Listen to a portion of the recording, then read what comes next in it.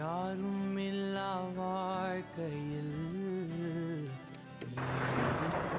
தம்பி அதெல்லாம் என்னடா ஆச்சு? அந்த அண்ணனா அந்த அண்ணன் ஒரு அக்காவை 10 வருஷமா சின்சியரா லவ் பண்ணியிருந்தாருண்ணா. அந்த அக்கா இந்த அண்ணனை விட்டு வேற ஒருத்தவங்க கூட போயிட்டாங்களா. அதுலேருந்தே அந்த அண்ணன் அப்படி ஆயிட்டாருண்ணா. பாவனா அந்த அண்ணன் குடும்பத்தில் அவர் மட்டும் தானா.